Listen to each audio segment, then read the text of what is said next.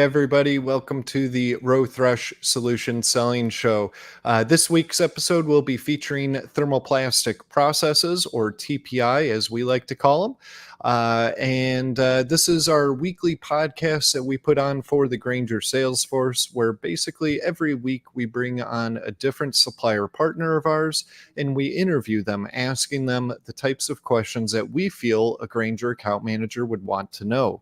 If you're watching this sometime in the future and you want to be able to engage with us during the show, check out our upcoming live streams and join us while we're live watching it and interacting by typing in questions that you have for our suppliers. Great way for you to be able to learn more information specific to your customers. With that, I want to bring on Allison to the show. Welcome, Allison. How are you doing today? I'm doing well. How are you, James? I'm doing well too. Thank you for asking. So thank you for taking some time out to come on to our show. Appreciate it. This is your first time coming on. So why don't you tell us a little bit about yourself? What is it that you do at TPI? How long have you been there? A little bit about your background. Absolutely. Well, to start, thank you for having me on your show today. So I'm Allison Kinney. I am the Business Development Manager here at Thermoplastic Processes and been with the company, hard to believe, almost 5 years now. And I am on the business development side, but then also I am the outside sales rep as well. So out on the road a lot, visiting customers, kind of finding new targets, then also working with the current existing customers on projects that come up over periods of time. Great. Well, thank you for that introduction. Before we get into TPI, I do have another question. We have a yearly question that we always like to ask people, per each season. And this season's question is, who is your favorite band or music group, and why? That's a hard one. I have to say, I probably listen more so to podcasts than listening to a lot of music, but I'd say as of recent, probably John Mayer. I just mellow, good, solid lyrics too. We'll stick with him. Okay, very good, and good guitar player as well. From what I've heard, he's kind of got that bluesy vibe to him Yes. from the music of his that I've heard. I like the blues myself. Actually, earlier this week, my wife and I we went to an outdoor venue called Ravinia here in Illinois. And we saw Buddy Guy play, so Oh, so that wow. was really exciting to go and see him, and George Benson as well. So that was a lot of fun. But yeah, John Mayer. So that's good. And I agree with you about the podcasts. That's all I really do. I'm either listening to like Gary Vaynerchuk, or other like business type podcast. So I do that more than I listen to music these days. Same. I'll have to look up that one that you just mentioned. I'm always looking for new ones. Yeah, so the Gary V experience, I think, is what it's called. But he's like a motivational speaker, entrepreneur, and very, very. I like his overall messaging that he has. So Right. definitely something worthwhile for checking out. Yeah. Great. I'll make note of that one. Great. And so because that is your music preference, John Mayer, I will be listening to some John Mayer this weekend. So thank you for the music recommendation. Whether I'm out in the garden working or just hanging around the house, if it's raining or whatnot, I'll listen to some John Mayer. So thank you for the music Awesome. recommendation. Enjoy. Will do. So why don't you tell us a little bit about TPI, or thermoplastic processes? Tell us, a little bit about what it is that they do, a little bit about the history and whatnot. Yes, so thermoplastic processes, we have been extruding materials for a very long time. So we've been around since 1949, and we are a custom extrusion house. So we run stock sizes as well, but we extrude all thermoplastic in tubing, rod, and a little bit of profiles. And we have a 80,000 square foot facility currently in Georgetown, Delaware. And as we speak, we're actually adding on to that facility.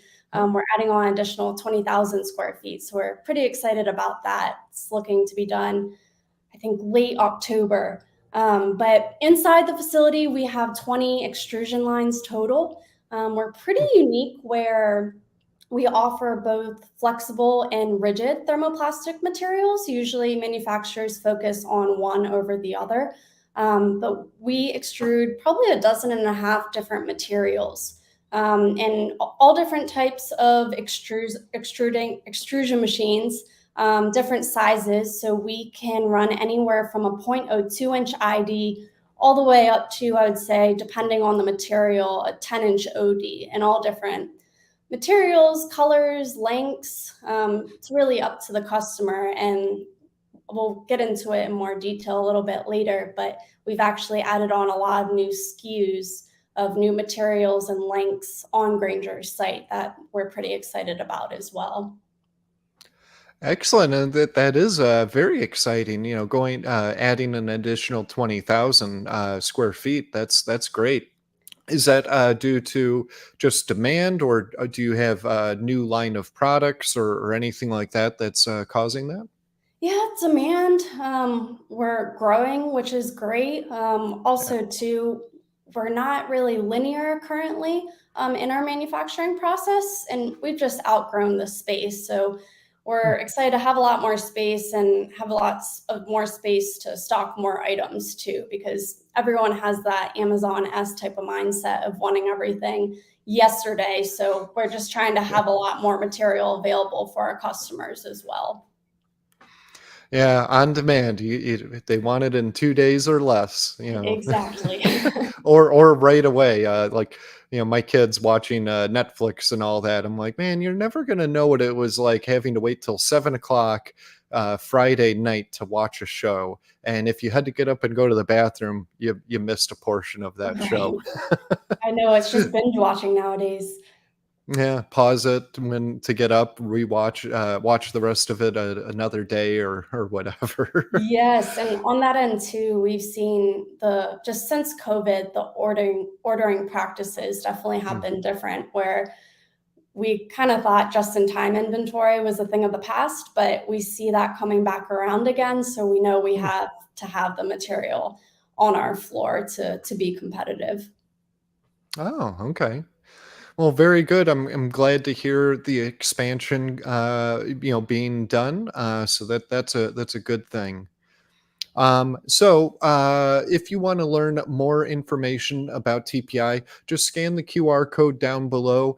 We have a variety of web links embedded into that QR code. So that's a good resource there for you just to check out more information. So with that, what types of customers would be interested in buying TPI products? Yeah, so once again, we're pretty unique where we dabble in just about every industry. I would say that the medical industry and pharmaceutical industry is definitely a big one. Any type of fluid transfer, so food and beverage, chemicals, really anything you can think of that is having air or liquid flowing through a tube. Um, our tubing can be used in that specific target market. Okay, so manufacturing would be another good one. Food and beverage you mentioned. Yes, absolutely. Manufacturing is definitely a big one. I would say one of our biggest applications is just drain line tubing for the most part. Hmm. So that would be a good target, drain line tubing, and then also um, I guess any type of sight gauges. Our rigid PVC is definitely one of our biggest movers with Grainger, and that's used a lot on the manufacturing side to kind of see if there's any leakages happening. They'll be able to see it with our clear rigid PVC. Hmm. The clarity allows them to see if any liquid leakage is going through, but then also too, it's nice to have the clear pipe because then they can see what's flowing through it as well, if they are flowing beverage, some sort of beverage through it, or some sort of dairy, something like that. Yeah, I imagine also being able to see the process of fluid moving through. If it's moving a little bit slower or too fast, that would give you an indication that there's a pressure issue going on too. So it could be also helpful in diagnosing any potential issues with the production line. Absolutely. Uh, so getting into the healthcare part that you talked about, what would a healthcare account manager what would they want to talk to the customer about? We went into quite a bit about manufacturing and in different areas for that. So please elaborate a bit more on healthcare. Yeah, of course. So on the healthcare side, we really specialize mostly in any type of non-invasive medical tubing. So I'd say drain line tubing is definitely the biggest one, but then also housing units to basically hold medical devices, or on the pharmaceutical side to hold liquids that they're testing. So I'd say those are the two main areas to target. Okay. And we're going to get into products here in a moment or so. So we'll be able to talk about specifically these items are great for healthcare or manufacturing, food and beverage. So, why don't we actually go ahead and start doing that now? So with the different types of products, there's many different types that you guys manufacture. Why don't you pick a few, talk about them, if you have any new items that are in Granger, we'll get to that a little bit later, but yeah, if you want to do that, that'd be great. Yeah, absolutely. So just skipping right ahead to the medical and pharmaceutical side, our R&T PVC tubing is great in that target industry. Our PVC tubing, it is clear with a blue tint to it and then 70 durometer. But we also offer that in other durometers as well that we actually just recently started offering to Granger. And then we get into all different types of polyethylenes, polyurethanes, but specifically for Granger to look after, PVC would definitely be the biggest one, the RNT, but then also our rigid PVC. So that's the rigid PVC pipe, also known as our Exelon pipe. And any type of pneumatic tube systems would be another good application, also on the pharmaceutical side. But then, too, a lot of universities also use our tubing for testing in their science labs, or another random application is a lot of customers will do environmental testing. So they'll drill down our tubes into either the bottom of the ocean or into the ground, and they'll take out soil and sediment to then do the testing. So that would be another one for the rigid PVC. And then lastly, I would say our polycarbonate for Granger, we call it our Armalite tubing. We offer that in red, yellow, and then clear in all different lengths and then also sizes. And that's our thin walled tubing. And that's used a lot too in manufacturing, basically to cover lights, so LED lights and or just light bulbs. And it's basically another housing unit to protect from dust and debris, or if I know the lights aren't used too much, but if it is cracked, then the tube will catch the glass so it doesn't contaminate what's underneath.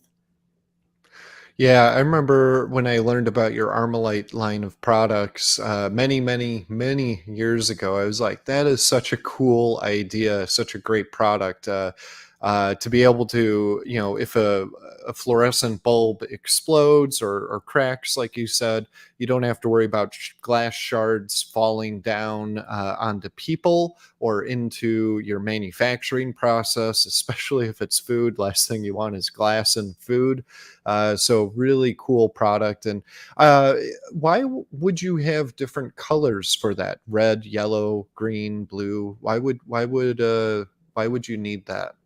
Yeah, so it really just depends on the location where it's being used. Sometimes in warehouses, or if they have a certain colored light, they just want to reflect that color going through the tube. Okay. Okay. Didn't know that ambiance was a big need. Yes. But we've seen customers use it as well, even not even putting it over light bulbs. They've used it for other housing applications too. So it doesn't have to just be a tube putting over a lighting system. It can be put over pretty much anything if you just want to protect it in Mhm. any type of manufacturing facility. Okay. Um, so when it comes to, I also see on here that you have some fittings as well for, I'm assuming for the tubing and all that. Could you elaborate a little bit about those fittings, and are those fittings in Granger's system? Yes. So as of right now, they are not something we can definitely look into adding. But those fittings, one of the biggest applications, we have some customers that use our R&T Flex PVC tubing, and they put those fittings around corners so the tubing doesn't kink. Mm. So around like ice machines and any tight spaces that the tubing needs to go around, those fittings will be used. And we manufacture the tube part of it, and then we ship it off to a partner that then will do the molding and then send it back to us. Okay. Okay. Very good. So is there any products on this line card of yours that is not in Granger that you want to talk about? Yeah, I guess a newer product for us that we just started offering is our ABS material. We offer that in both tubing and pipe sizes. A lot of different applications for that, like furniture building, but then also to the RV industry is really big, and they also Mm. use the tubes as housing units to basically cover and protect wires. That and nylon, I would say those are kind of our newer, the nylon 12. Those are our two newer types of materials that we can extrude also in custom sizes and colors. Okay. And those are items that are not in Granger. So, if you have customers that are interested in or asking about those types of products, we would have to go through Granger sourcing for that. But it is available from an already established Granger supplier. So you can always get a quote for it. And I know on a variety of these materials too that we don't necessarily have noted on Granger, but we do have on Zorro. So, like the polyethylene, a lot of the acrylic tube items. Let's see what others, and I guess the EVA as well. We have that on Zorro, so you can check us out on there as well. Okay. Very good. So you have some new products that we recently got into Granger, some new flexible tubing, and you kind of mentioned it a little bit earlier, but let's get a little bit more into detail about these new products. Yes, so we are very excited about the new products. We have launched, I guess, a good 8 to 900 plus new SKUs. Hmm. And we just launched them late last year with Granger.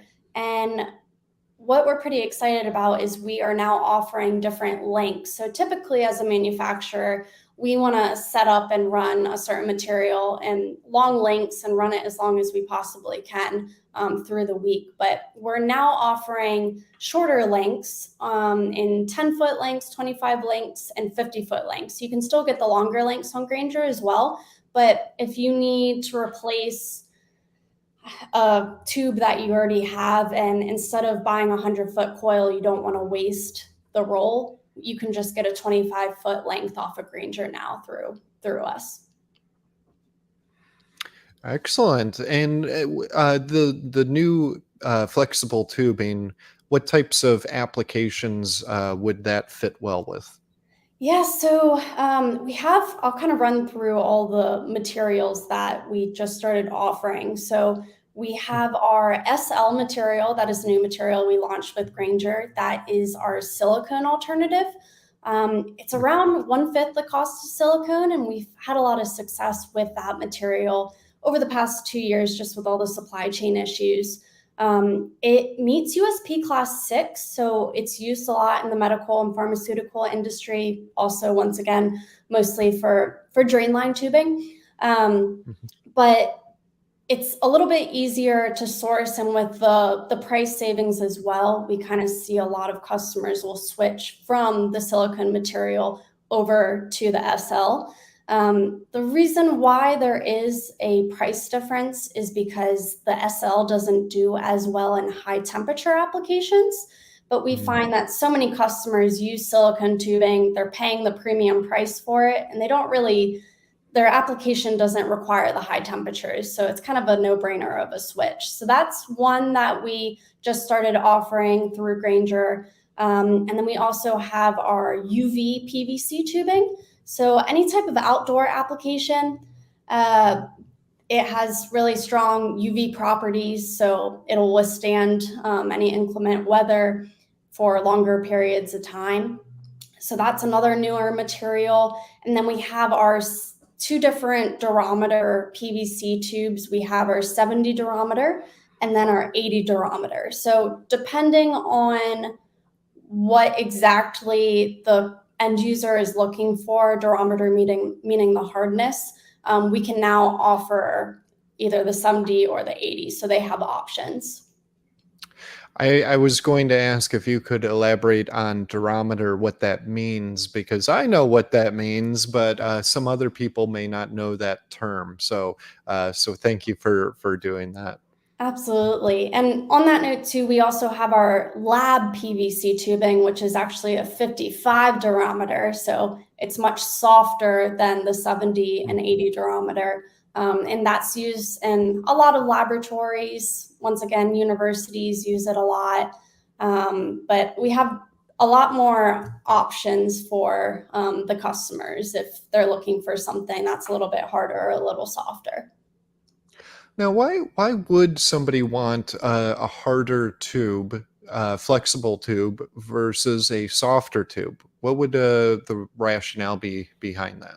So most of the time it is just because it's going through maybe certain, or I guess the flow makes it more perceptible to kinking. So they would want something harder. But then also to customers, a lot of customers for tubing, they will use it in peristaltic pumps. And a softer durometer is a little bit better in peristaltic pumps for them to pull and squeeze the material to wherever they're trying to dispense it. Oh, okay. Okay, very good.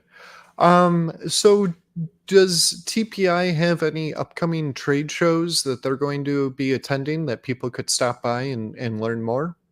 Yes, we just next month actually. It's coming quick. We are going to Pack Expo in Las Vegas, Nevada. So if you are in the area, definitely stop by. Let me confirm my booth number. We're at booth 10854.